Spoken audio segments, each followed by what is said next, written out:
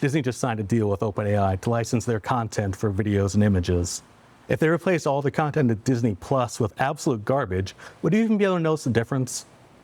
Social media platforms promised to start filtering out AI-generated videos and images, but they've very quickly given up on that. So is there any way out of this AI slop landscape?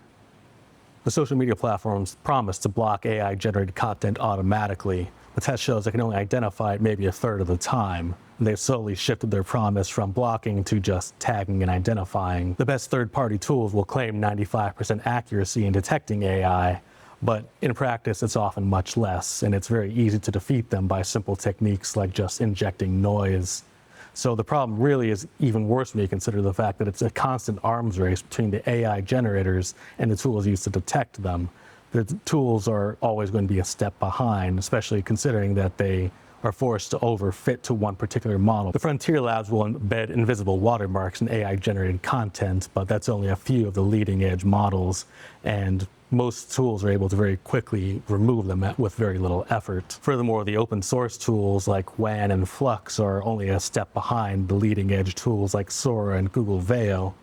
They have very little incentive to inject any watermarks. That's, in fact, part of their competitive advantage, that in generating spicy content. So platforms can't reliably detect AI-generated content, which means that the slop arms race will tilt in favor of the generators. So if slop is just bad content, then we've dealt with clickbait for many, many years. And really the burden is on you, the consumer, not the creators. There's always been an incentive for people in developing countries to generate as much content and as much clickbait as they possibly can. Now, Google and other tools are really just democratizing the process, for lack of a better word, and are making it much, much easier to generate content at a massive scale.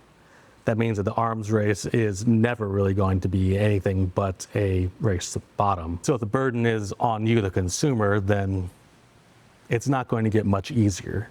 Can you really blame your grandma for clicking on that AI video when you don't know for sure if it was AI generated or not? It seems like we're very quickly going to a world where the burden of proof is on the viewer to make sure they're questioning their lying eyes. Every time you click on a video, every time you don't click away, you're telling the algorithm you want more of that. And so if you're clicking on slop, you're going to get more slop. If the boomers click on more cats playing piano on the patio, they will get more cats playing instruments on the patio. And so there's really no way out of the black hole. So if we couldn't stop the boomers from clicking on the Facebook clickbait, what hope do we have of stopping them from looking at the Sora videos?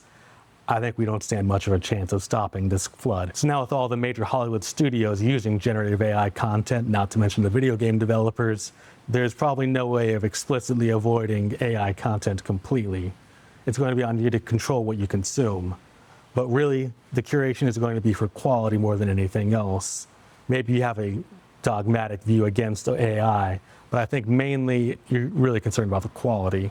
And that requires taking an active role in the media you consume, not just clicking away from the terrible clickbait, but also clicking away from the more passive, easy to consume content. Like most people will only see their attention spans continue to decline with TikTok and YouTube Shorts.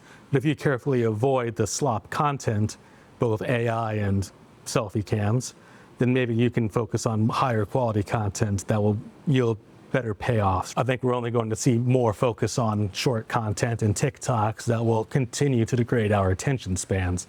But if you very carefully curate your social media feeds, you can get more higher quality content that you probably came to YouTube in the first place.